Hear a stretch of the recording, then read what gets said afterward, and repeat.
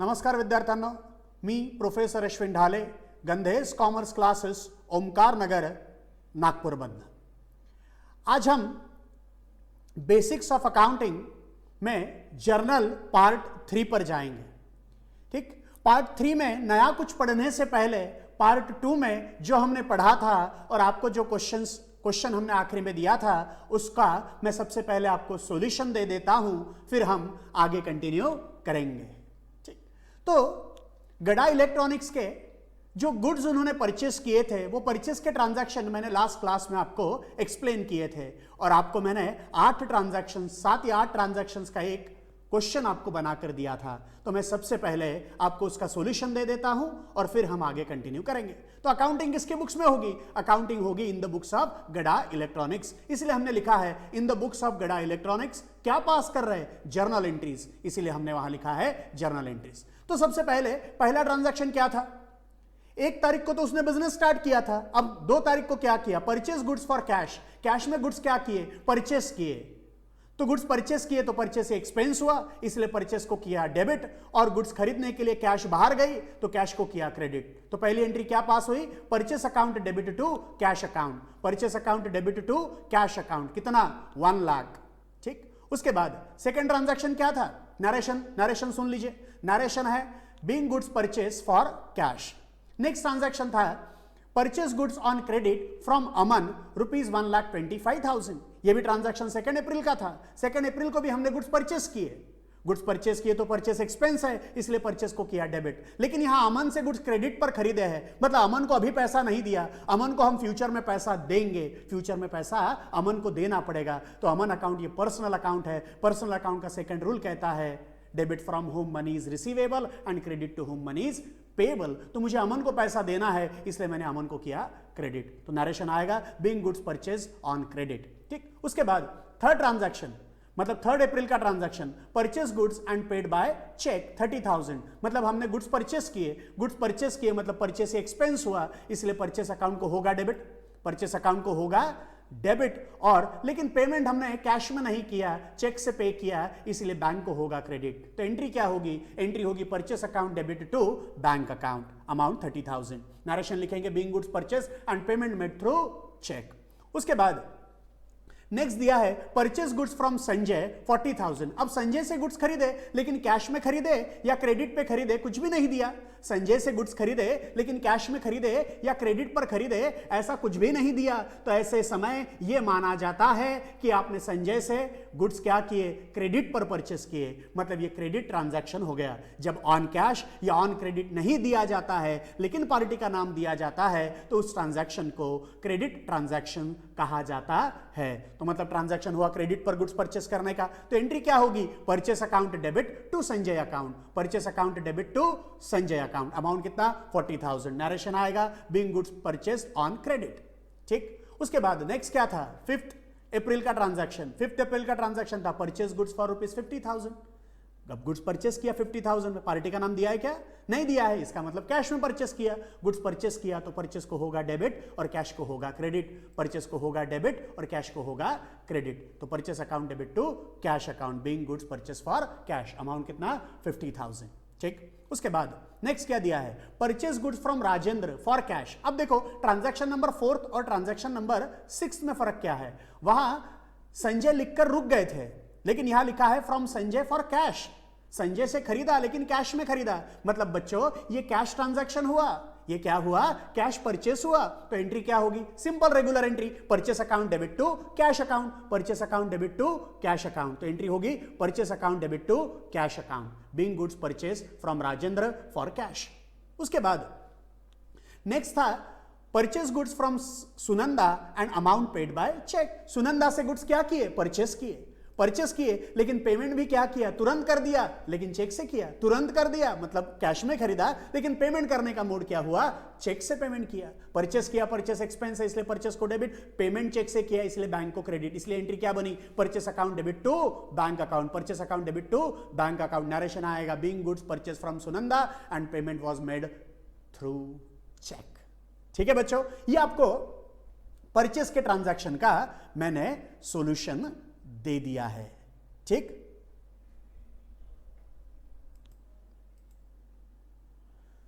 देखो स्टूडेंट्स, अब कस्टमर आ गए। अब कस्टमर को क्या करेंगे? कस्टमर को हम गुड्स सेल करेंगे, कस्टमर को गुड्स सेल करेंगे। तो बच्चों, आज हम नया क्या पढ़ने वाले हैं? आज हम नया पढ़ने वाले हैं गुड्स सोल्ड के ट्रांजैक्शन, गुड्स सोल्ड के ट्रांजैक्शन। तो देखिए, हमारा बिजनेस है गड़ा इलेक्ट्रॉनिक्स। अब गड़ा इलेक्ट्रॉनिक्स में कस्टमर आए, अब कस्टमर को क्या किए? गुड्स सेल किए। अब गुड्स कैश में सेल किए। अब जैसे परचेस कैश और क्रेडिट में होता है, वैसा सेल भी कैश और क्रेडिट में होगा। तो सबसे पहले हम देखते हैं कि हमने गुड्स कैश में सेल किए। कस्टमर हमारे पास आए, कस्टमर को हमने गुड्स बेचे। अब हमारे गुड्स की परिभाषा क्या है? हमारा इलेक्ट्रॉनिक शॉप है, तो हमारे गुड्स क्या रहेंगे? टेलीविजन, रेफ्रिजरेटर और वॉशिंग मशीन। तो हमने क्या किया? कस्टमर को गुड्स सेल किए। अब कैश में बेचे हैं, कैश में बेचे हैं तो हमें कैश मिलेगी, हमें कैश मिलेगी। तो हमें कैश रिसीव्ड हुई। कैश रिसीव्ड हुई कौन से फॉर्म में? मतलब हमें गांधी जी के नोट्स मिले, मतलब हमें कैश मिली। तो बच्चों, यहां पर कौन से दो अकाउंट आए? तो एक तो कैश अकाउंट, क्योंकि कैश हमें मिली। दूसरा, हमने गुड्स क्या किए? सेल किए। गुड्स क्या किए? सेल किए। जब गुड्स परचेस करते थे तो परचेस अकाउंट लेते थे। अब हमने गुड्स सेल किए तो सेल अकाउंट लिया जाएगा। जब गुड्स परचेस करते थे तो परचेस अकाउंट लिया था, अब गुड्स सेल किया तो सेल अकाउंट लिया। तो यहां कौन से दो अकाउंट आए? एक कैश अकाउंट, एक कैश अकाउंट और एक सेल अकाउंट, एक सेल अकाउंट। तो अब एंट्री सोचते हैं किसके एंगल से?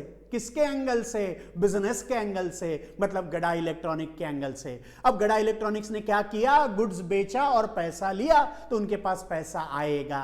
पैसा आएगा मतलब कैश आएगी।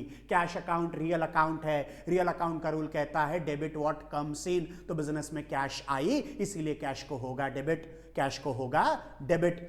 गुड्स सेल किए, कैश किस लिए आई? गुड्स बेचने की वजह से आई, तो सेल हुआ। सेल ये इनकम है। परचेस को यदि एक्सपेंस ट्रीट किया तो सेल को इनकम ट्रीट करना पड़ेगा। तो सेल ये हमारा इनकम है। इनकम है मतलब वो नॉमिनल अकाउंट हुआ।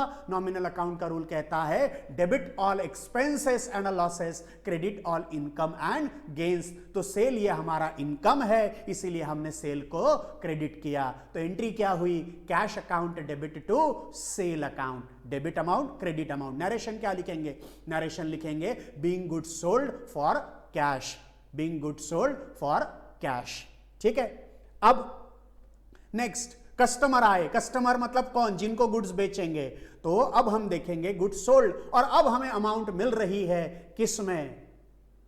चेक में, मतलब या बैंक के थ्रू अमाउंट मिल रही है। तो हमारा बिजनेस क्या है? गड़ा इलेक्ट्रॉनिक्स। गड़ा इलेक्ट्रॉनिक्स ने क्या किया? कस्टमर को गुड्स बेचा, फॉर कैश में ही बेचा, लेकिन पेमेंट सिर्फ अदर देन कैश मिला, मतलब बैंक के थ्रू मिला। तो हमने कस्टमर को गुड्स दिए और कस्टमर से गुड्स में क्या देंगे?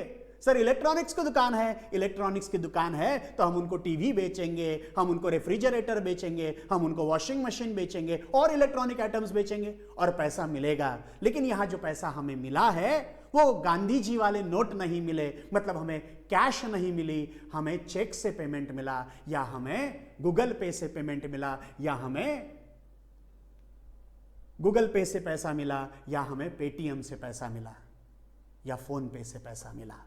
ठीक है। अब यहां कौन से अकाउंट आएंगे? अब यहां कैश तो नहीं मिली, बैंक के थ्रू मिला, तो एक अकाउंट आएगा बैंक, एक अकाउंट आएगा बैंक। दूसरा, हमने गुड्स सेल तो किया है ना, गुड्स सोल्ड किया है, सेल किया है, तो दूसरा अकाउंट सेल आएगा।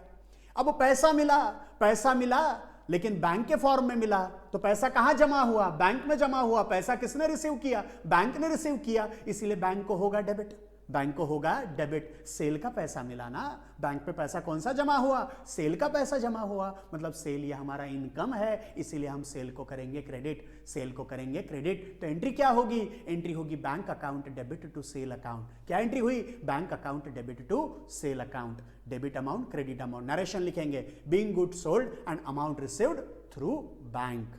बराबर। चेक से मिला होगा तो चेक लिखेंगे, गूगल पे से जो जिस बैंक के मोड से आपको मिलेगा वो हम वहां लिख देंगे। ठीक है। अब गुड्स हमने सेल किए, किसे? गुड्स किसे बेचेंगे? कस्टमर को बेचेंगे। बराबर। लेकिन अब हमने गुड्स उधारी में बेचे, उधारी में बेचे मतलब क्रेडिट पर बेचे, उधारी में बेचे मतलब क्रेडिट पर बेचे। कौन गुड्स बेचेगा, कौन गुड्स बेचेगा, गुड्स बेचेगा हमारा बिजनेस। बिजनेस कौन सा है, गड़ा इलेक्ट्रॉनिक्स। गड़ा इलेक्ट्रॉनिक्स है, इलेक्ट्रॉनिक्स है मतलब उनके गुड्स क्या रहेंगे सर, टेलीविजन रहेगा, रेफ्रिजरेटर रहेगा, वॉशिंग मशीन रहेगा। हमने क्या किए, कस्टमर को गुड्स बेचे, कस्टमर को गुड्स क्या किए, बेचे। लेकिन क्रेडिट पर बेचे, क्रेडिट पर बेचे तो कैश भी नहीं आएगा, बैंक के मोड़ भी नहीं आएगा। तो हमें पैसा कब मिलेगा, पैसा बाद में मिलेगा, पैसा बाद में मिलेगा, बराबर। तो अब यहां पैसा तो नहीं है, मतलब यहां कैश भी नहीं आएगा, बैंक भी नहीं आएगा, बराबर।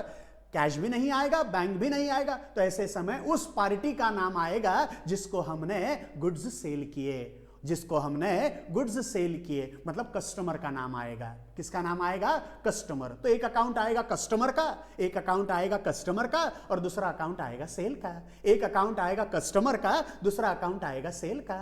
कस्टमर, कस्टमर ये पर्सन है, कस्टमर ये पर्सन है, तो यहां पर्सनल अकाउंट का रूल लगेगा। पर्सनल अकाउंट का सेकंड रूल क्या कहता है, पर्सनल अकाउंट का सेकंड रूल कहता है sir, debit from whom money is receivable and credit to whom money is payable. तो आज मैं मतलब गड़ा इलेक्ट्रॉनिक्स ये कहेगा कि हमने कस्टमर को गुड्स क्रेडिट पर बेचे, कस्टमर को गुड्स क्रेडिट पर बेचे, तो हमें फ्यूचर में कस्टमर से पैसा मिलेगा। तो जिस कस्टमर से आपको पैसा लेना है या जिसको आपने क्रेडिट पर बेचा है, उसका अकाउंट करेंगे डेबिट, उसका अकाउंट करेंगे डेबिट। तो इसीलिए पार्टी अकाउंट डेबिट मतलब कस्टमर अकाउंट डेबिट। सेल तो हुआ है, सेल हुआ है तो सेल ये इनकम है, सेल इनकम है तो सेल को करेंगे क्रेडिट। तो एंट्री क्या होगी, पार्टी अकाउंट डेबिट मतलब ही customer account debit to sale account. अब पार्टी मतलब कस्टमर, कस्टमर मतलब ऐसे लोग जिनको आप गुड्स क्रेडिट पर बेचते हो, कस्टमर मतलब ऐसे लोग जिनको आप क्रेडिट पर बेचते हो, उनको ही अकाउंटिंग टर्मिनोलॉजी में कहा जाता है डेटर्स। क्या कहा जाता है, डेटर्स। बच्चों उसमें से बी क्या है, साइलेंट है, बी क्या है, साइलेंट है, बराबर। तो उसको डेप्टर नहीं पढ़ेंगे, उसे पढ़ेंगे डेटर्स। डेटर्स मतलब कौन, डेटर्स मतलब ऐसे लोग जिनको हमने क्या किया, हमने मतलब क्या, बिजनेस ने क्या किया, गुड्स उधारी में बेचा, बराबर। तो गुड्स सेल ये कैश में भी किया जाता है और क्रेडिट पर भी किया जाता है, बराबर। तो बच्चों आज हमने क्या पढ़ा, आज हमने पढ़ा transactions related to sale of goods. तो सेल किया तो कैश में सेल किया तो कैश आएगी, तो कैश को डेबिट और सेल को क्रेडिट, कैश को डेबिट सेल को क्रेडिट। कैश में गुड्स बेचा लेकिन पैसा बैंक के थ्रू मिला, इसीलिए bank account debit to sale account, bank account debit to sale account. उधारी में बेचा तो कैश भी नहीं, बैंक भी नहीं, कैश भी नहीं, बैंक भी नहीं, उसके जगह उस पार्टी का नाम आएगा जिसको गुड्स क्रेडिट पर बेचा है। तो पार्टी अकाउंट डेबिट मतलब कस्टमर का नाम लिखेंगे टू सेल अकाउंट। सेल वैसे ही रहेगा, बराबर। कैश में बेचा तो कैश अकाउंट, बैंक से पैसा मिला तो बैंक अकाउंट, और उधारी में बेचा तो पार्टी का अकाउंट। समझ में आया? आई होप आपको ये ट्रांजैक्शन समझ में आए होंगे। अब इसके ऊपर एक आपको असाइनमेंट दिया जाएगा, तो ये आपको असाइनमेंट दिया गया है कुछ ट्रांजैक्शंस का, तो आप ये ट्रांजैक्शन को सॉल्व करेंगे। नेक्स्ट वीडियो लेक्चर में पार्ट 4 में मैं पहले आपको इसका आंसर दे दूंगा, उसके बाद हम कुछ नया पढ़ेंगे। बच्चों आप सबको यदि ये अकाउंटिंग, बेसिक्स ऑफ अकाउंटिंग समझ में आ रहा है, जर्नल समझ में आ रहा है, तो आप हमारे YouTube चैनल को जरूर सब्सक्राइब कीजिए और हर एक नोटिफिकेशन के लिए बेल आइकन को क्लिक कीजिए। Thank you, thank you.